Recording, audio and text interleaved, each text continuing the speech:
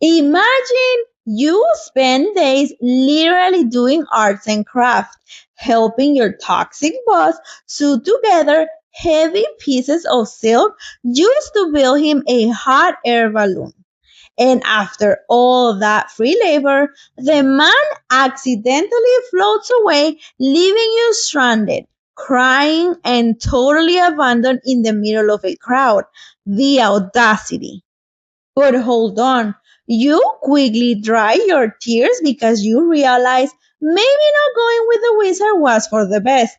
Plus, you have the ultimate ride or die squad, and they're already brainstorming a brand new plan to help you find another solution to get back home. Hola, hi everyone, and welcome back to Valeria's Couch Club. I am Valeria. If you're here to practice our English together or finally finish a classic book, you are in the right place. Every Monday, we sit down together for a brand new chapter. So grab your blanket, light your candle, get comfortable, and let's see the life of our squad after surviving that toxic boss. Let's dive in. The Wonderful Wizard of Oz by L. Frank Baum, pictures by W. W. Denslow. Chapter 18, Away to the South. Dorothy wept bitterly at the passing of her hope to get home to Kansas again. But when she thought it all over, she was glad she had not gone up in a balloon. And she also felt sorry at losing Oz, and so did her companions. The Tin Woodman came to her and said, Truly, I should be ungrateful if I felt to mourn for the man who gave me my lovely heart. I should like to cry a little because Oz is gone. If you will kindly wipe away my tears so that I shall not rust. With pleasure, she answered, and brought a towel at once. Then the Tin Woodman wept for several minutes, and she watched the tears carefully and wiped them away with a towel. When he had finished, he thanked her kindly and oiled himself thoroughly with his usual oil can to guard against mishap. The Scarecrow was now the ruler of the Emerald City, and although he was not a wizard, the people were proud of him, for they said, there is not another city in all the world that is ruled by a soft man. And so far as they knew, they were quite right. The morning after the balloon had gone up with us, the four travelers meet in the throne room and talk matters over. The Scarecrow sat in the big throne, and the others stood respectfully before him. We are not so unlucky, said the new ruler, for this palace and the Emerald City belong to us, and we can do as we please. When I remember that a short time ago I was up on a pole in a farmer's cornfield, and that now I am the ruler of this beautiful city, and I am quite satisfied with my lot. I also, said the Tin Woodman, I'm well pleased with my new heart, and really that was the only thing I wish in all the world.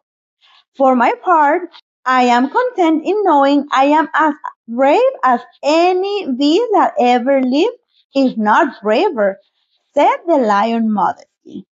If Dorothy will only be content to live in the Emerald City, continued the Scarecrow, we might all be happy together.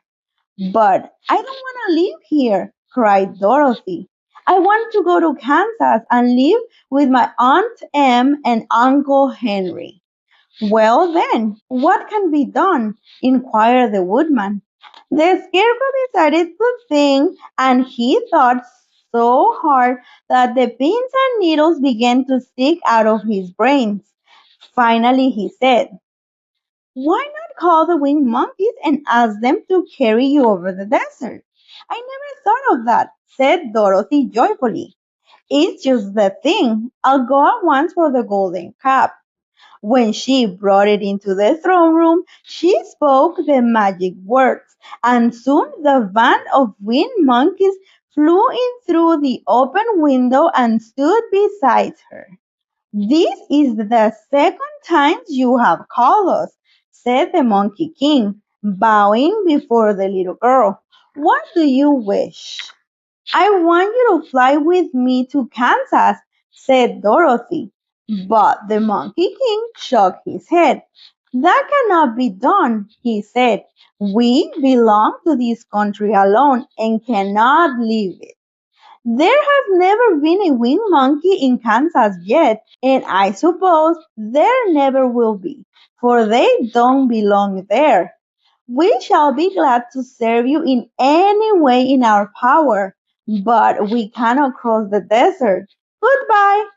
And with another bow, the Monkey King spread his wings and flew away through the window, followed by all his band. Dorothy was ready to cry with disappointment. I have wasted the charm of the golden cup to no purpose, she said, for the winged monkeys cannot help me. It is certainly too bad, said the tender-hearted woodman. The scarecrow was thinking again, and his head bulged out so horribly that Dorothy feared it would burst. Let us call in the soldier with the green whiskers, he said, and ask his advice. So the soldier was summoned and entered the throne room timidly, for while Oz was alive, he never was allowed to come farther than the door. This little girl, said the scarecrow to the soldier, wishes to cross the desert. How can she do so? I cannot tell, answered the soldier, for nobody has ever crossed the desert unless it is Oz himself. Is there no one who can help me? Asked Dorothy earnestly. Glinda might, he suggested. Who is Glinda? Inquired the Scarecrow. The Witch of the South. She is the most powerful of all the witches and rules over the Quadlings.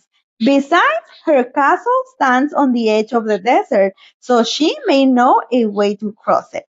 Glinda is a good witch, isn't she? Asked the child. The Quadlings think she is good, said the soldier, and she is kind to everyone. I have heard that Glinda is a beautiful woman who knows how to keep young in spite of the many years she has lived. How can I get to her castle? Asked Dorothy. The road is straight to the south, he answered, but it is said to be full of dangers to travelers. There are wild beasts in the woods and a race of queer men who do not like strangers to cross their country. For this reason, none of the Quadlings ever come to the Emerald City. The soldiers then left them, and the Scarecrow said, it seems, in spite of dangers, that the best thing Dorothy can do is to travel to the land of the South and ask Glinda to help her. For, of course, if Dorothy stays here, she will never get back to Kansas. You must have been thinking again, remarked the Tin Woodman. I have, said the Scarecrow. I shall go with Dorothy, declared the Lion, for I am tired of your city and long for the woods of the country again. I am really a wild beast, you know. Besides, Dorothy will need someone to protect her. That is true, agreed the woodman. My axe may be of service to her, so I also will go with her to the land of the south. When shall we start? Asked the Scarecrow. Are you going? They asked in surprise. Certainly. If it wasn't for Dorothy, I should never have had brains. She lifted me from the pole in the cornfield and brought me to the Emerald City. So my good luck is all due to her, and I shall never leave her until she starts back to Kansas for good and all. Thank you, said Dorothy gratefully. You are all very kind to me, but I should like to start as soon as possible. We shall go tomorrow morning, returned the Scarecrow. So now let us all get ready, for it will be a long journey. And that was chapter 18. Can we talk about the absolute goodness of our squad for a second? Because honestly, if my boss packed up his bags, accidentally floated away in a giant balloon, and left me stranded, I will be way less sad than the squad. I'd be super mad. The Scarecrow, the Tin Woodman, and the Cowardly Lion are definitely better people than me. They didn't even hesitate to start figuring out a new plan to get Dorothy to the south to see Glinda. We love a supportive team.